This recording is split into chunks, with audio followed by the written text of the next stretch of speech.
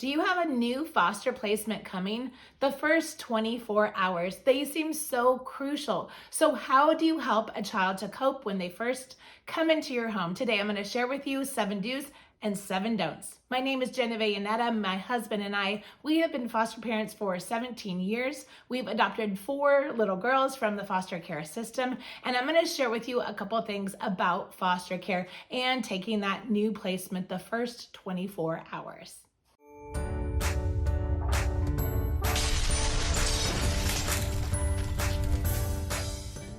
Getting a new foster placement can be a little bit scary for a number of reasons. One, you often don't have a lot of information about the child that's coming into your home.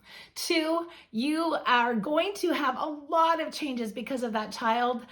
And lastly, from my experience, those first 24 hours are so important and so crucial. And for me, they're often the hardest. So tips for making that first 24 hours easier, 7 do's and don'ts, as well as at the end of this video, make sure you watch to get my final thoughts. So do number 1, when you first get a foster placement, that first 24 hours is do respect the physical boundaries of the child that comes into your home. I know for me, I often have kind of built up a lot of anticipation and really a lot of love for whatever child is getting ready to come into my home. And I want to squish them and hug them and overwhelm them really with a lot of love. However, kids, when they've come into your home, you don't know if they have sat 12 hours in an office, if they've spent the night in a hotel, if they have been taken away from a traumatic situation where maybe they saw their biological parents be arrested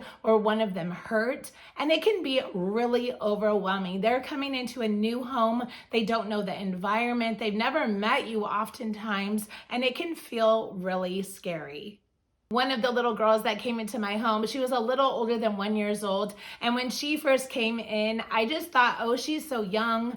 She's not going to understand anything. And I'm just going to pick her up and spin her around and squish her. However, when she first came in the door, the social worker was holding her and she was screaming her head off. She did not want anyone to touch her, anyone to get near her. And it took a lot of time for me and the social worker just to sit on the carpet, get down on the floor with her and wait until she was ready to let someone in her space. She needed time to process that first couple minutes, couple hours really, of what it was like to be in a new foster home. So number 1 is make sure to respect the boundaries of the child when they come into your home, but especially within those first 24 hours. Number 2, do is let the child lead. A child knows when they come into your home what they need. It may be to be picked up and hugged. It may be like my last little girl I shared about, she needs some space. And so they know, and to really respect and let them show you with their behaviors, with their words, what it is they need. Oftentimes I will ask, is it okay if I give you a hug? Is it okay if I take your hand and show you to where your room is? One child we had, he came into our home. He was 5 years old, and I expected he would just come in and would kind of have a slow start of getting to know us better and feeling comfortable, getting to see his room. But instead, the moment that I opened up our doors, this little guy ran into my arms full force, grabbed me around my neck, hugged so hard, and he wouldn't let go. After a while, I didn't know what to do. I didn't want to stop hugging him if he needed a hug, and he wasn't letting go of my neck. And so I ended up just dropping in crisscross applesauce right there on my wood floors in the entryway. And there I sat, and he hugged so hard until finally I felt his arms relax around my neck. And what I found was that this little guy ended up just falling asleep. I didn't want to wake him. I didn't want to move him. And so I sat there in the entryway with him for close to an hour.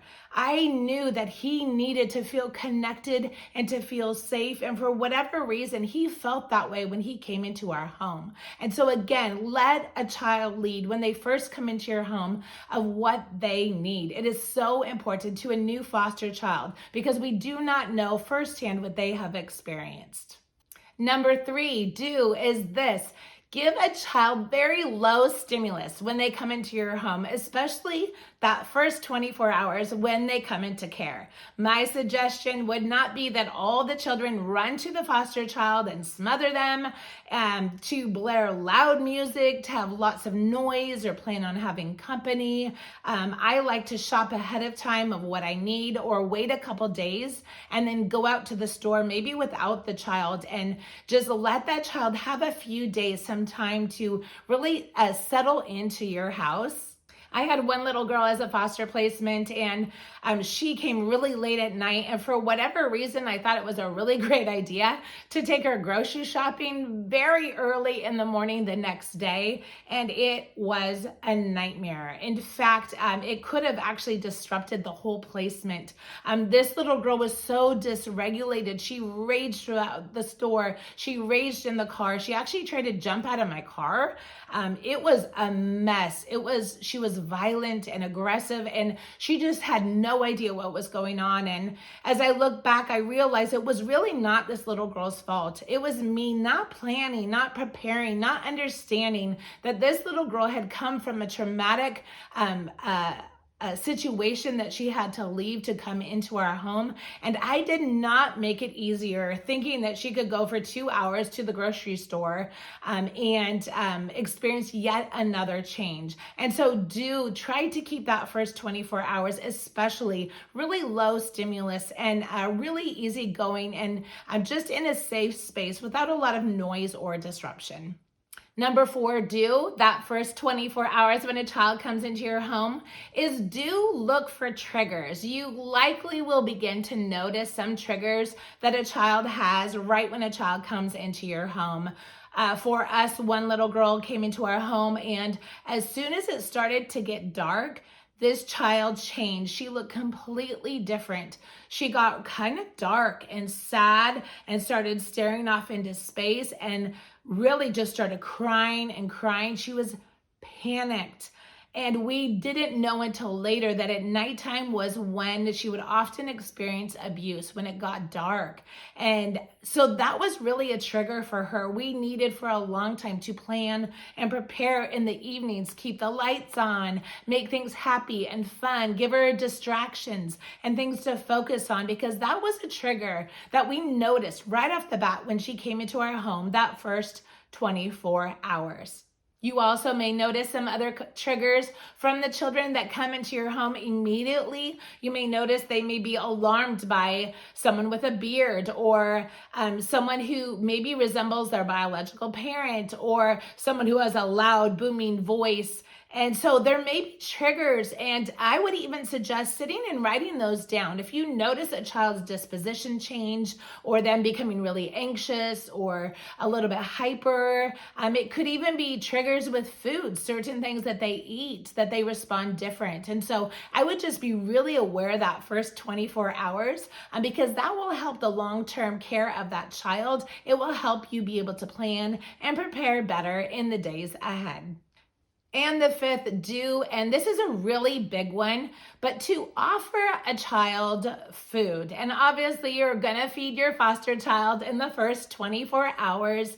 However, even that first hour when a child comes into your home, I highly suggest offering that child food. Food can be a sense of comfort. It can be a way to form connection. It can make a child that maybe feels anxious calm.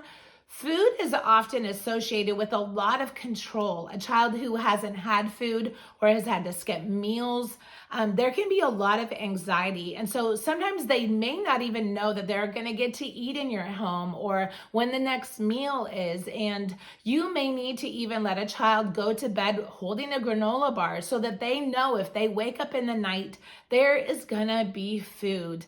And honestly, for me, there's hardly anything more saddening than to see a child who's had to skip meals, who's gone hungry, and comes into your home and either, scarfs up a whole man-sized plate of food, or really doesn't know what to do at a meal because they're not used to consistent, healthy meals at the old home that they lived at.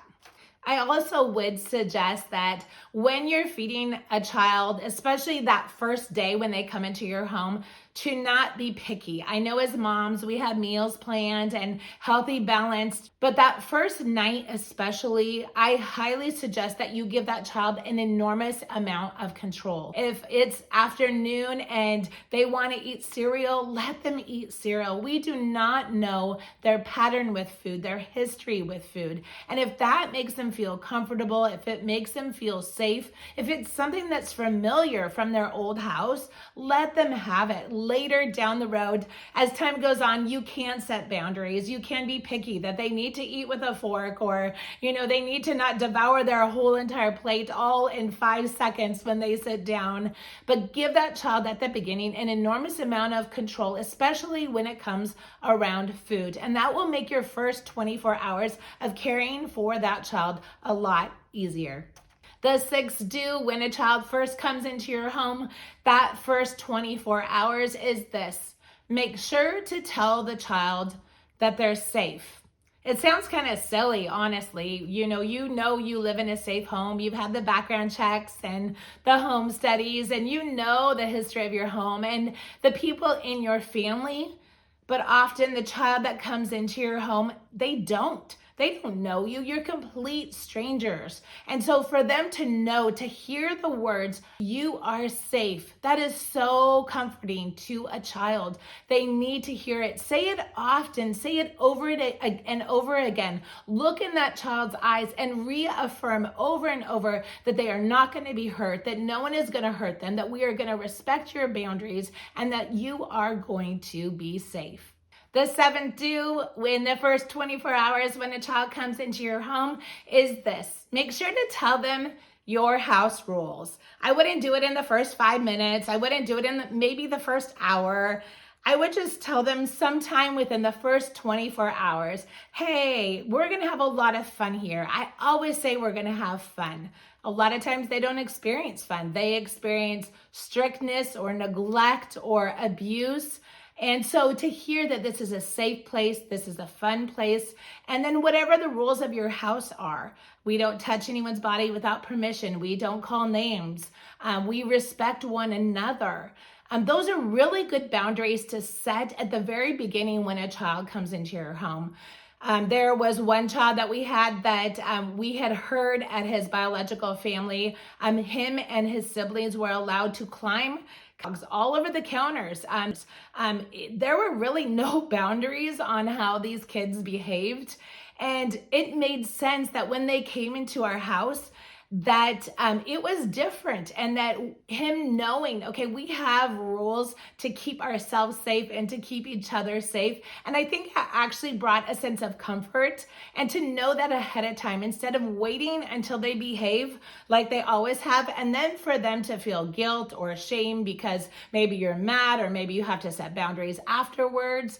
Tell them up front. So now let's talk about some of the don'ts when a child first comes into your home, those first 24 hours. And the first don't that I would suggest, just from our experience, is don't let that child have a free-for-all. Don't let them rip out all the toys of the cupboard and, like I said, climb on your counters and grab all the food out of your refrigerator. You may feel sorry for them. You may want them to have some kind of control. But that first 24 hours really sets a precedent for what they think that they can get away with. So this really applies especially if you kind of have a wild child that comes into your home. If you have a child that has never had boundaries, that doesn't know what is okay or what is not okay. And it may surprise you that there really are children that have never had boundaries, that really have had to fend for themselves, maybe take care of siblings, and have never had a parent tell them, I'm gonna provide the meal. You get to just sit down and enjoy the meal. I'm gonna do your laundry. I'm gonna take care of you. It may be a new surprise for that child. And so from the beginning, a child will be safe and feel safe knowing that there are some kind of rules, there are some kind of behaviors that are acceptable and not acceptable. And I highly discourage you from letting a child just run around in a hyper free-for-all. Number two, don't. The 24 hours that a child comes into your home is this. Don't just assume because you're the adult or you're the parent that you know exactly what a child needs. Ask the child, what is it you need to feel comfortable? What is it you need to feel safe? It may be that they have a blanket. They may be 10 and have a blanket in their bag that they've held and slept with from the time they were little. And they don't know how to ask for that. They are maybe even scared to ask for that. And so to say, what is it you need? And they oftentimes will tell you. They may have come without a toothbrush or without new underwear. And they may be hungry, have not eaten for hours and hours. And so to just simply ask, not drill them with questions, but simply ask, what is it you need? And without just assuming that you know exactly what that child needs. Number 3, don't, when a foster child first comes into your home, the first 24 hours is this: don't be over enthusiastic.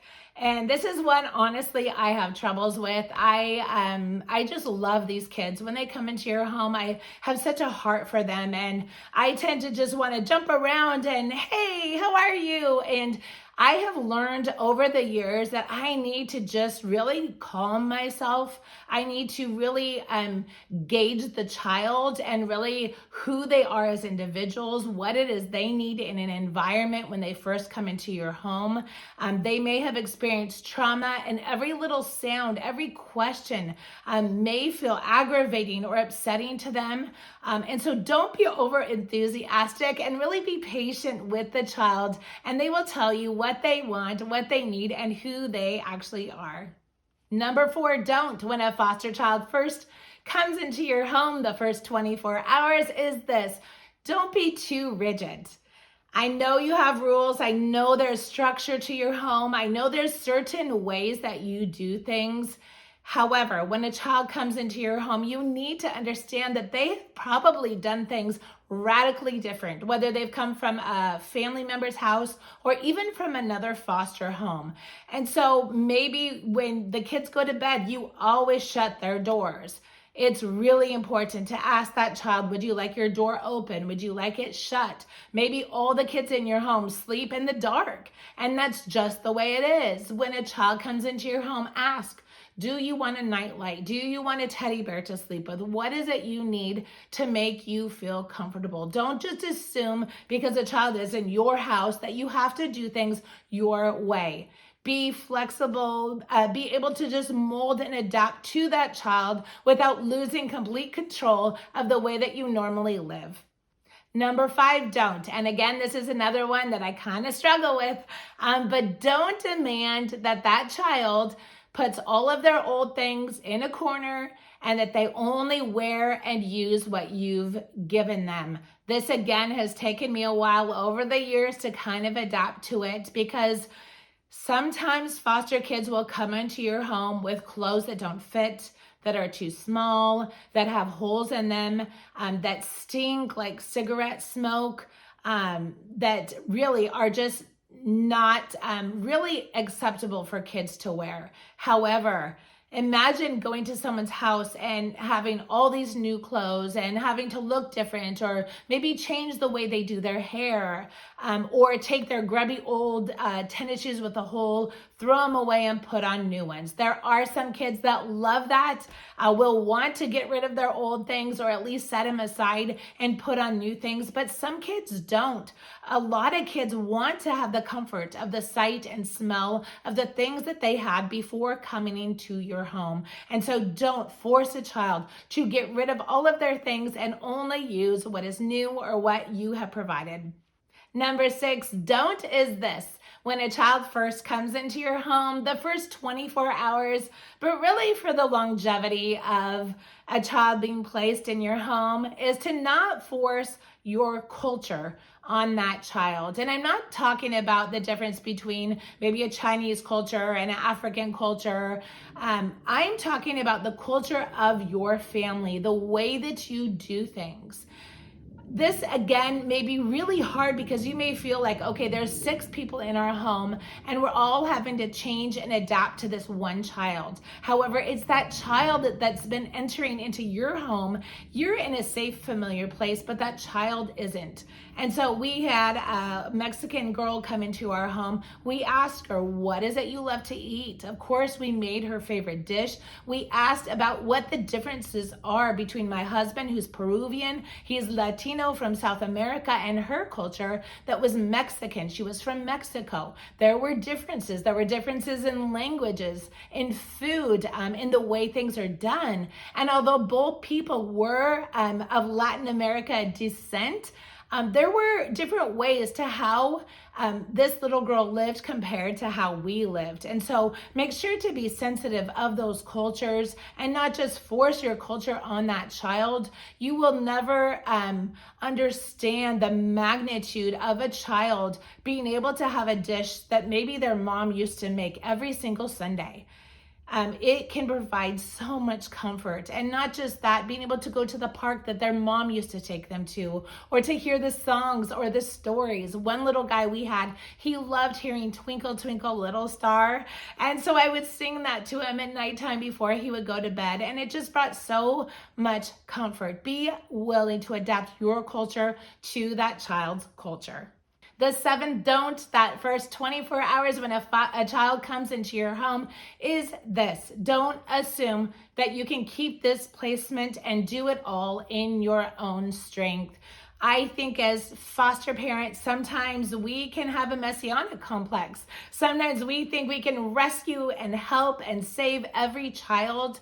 However, over the years, what I have learned is that I am actually weaker than I ever thought that I was. There is no way for me to know the history of a child, the thoughts that are going through the brain of this child, what this child has experienced, what they know as familiar or safe. I don't know those things, but there is a God in heaven who does, who's seen every aspect of this child's life, and he knows his future as well. And so for me to lean and depend on that God and to ask, God, what do I do? How can I serve the child that's in my home? I find that that is one of the most beneficial things that you can do as a foster parent. So number 7, don't lean on your own strength and think that you are capable and can be the most efficient parent without help. And these are my final thoughts. First impressions are often lasting impressions. Have you heard of that saying before? Well, I have found that that is true. That first 24 hours can really mold and form the relationship that you have with the foster child and the relationship that they have with those around them. Some of the things that I have found that are the most beneficial for a child when they first come into your home is very simple. It's what you would do with any stranger. You look them in their eyes when you talk to them. You sit on the floor with them. You ask them a question or two about who they are, what they like to be called, if they have a nickname. You listen to them. If it's a child that comes in and nervously rambles and talks, just look at them. Also, make sure to smile. That child is engaging whether you are safe, whether you are friendly, whether you are kind. And often the best way to demonstrate that to a child is simply by smiling. In addition, make sure that you are hearing what that child is saying, not just speaking at that child. A child speaks in different ways. They may speak through words, but some children will speak simply through their actions. Watch for their eye contact. Watch for the anxiety in their body. Watch for whether they feel depressed or sad or angry. All those things are so important to do, especially that first 24 hours that a child is in your home. You will never be able to really comprehend the power of another child in a foster child's life. Kids connect with other kids. A child tends to know, okay, adults in my life have not been safe, but kids are safe. Another major healing tool for children. And if you don't have one, I highly suggest that you get one, and that is a pet. Preferably a soft, fluffy pet, a dog or a cat or a rabbit, something that child can use as comfort, a way to go to and talk to. We had one child that would sit and talk to our dogs all day long. They wouldn't share with us. They didn't share emotions or feelings, but they sat with that dog and shared their whole life story. Animals are therapeutic and they are powerful. And so that is a great way, that first 24 hours, to let a child feel safe, give them time to play with your children, give them time with a pet, smile, connect with them, ask questions, and make sure that child knows that they are safe. Thank you so much for watching. Make sure to subscribe if you want to watch more videos like this. And as always, remember, go out, live bold, and be brave.